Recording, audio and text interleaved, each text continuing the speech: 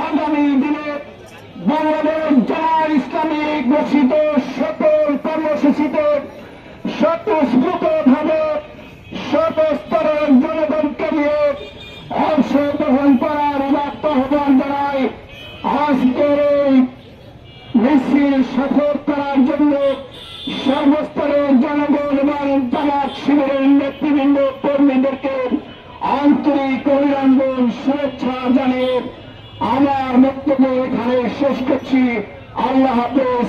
বাংলাদেশ জামায়াত ইসলামী জিন্দাবাদ, দাঁড়িপাল্লা জিন্দাবাদ।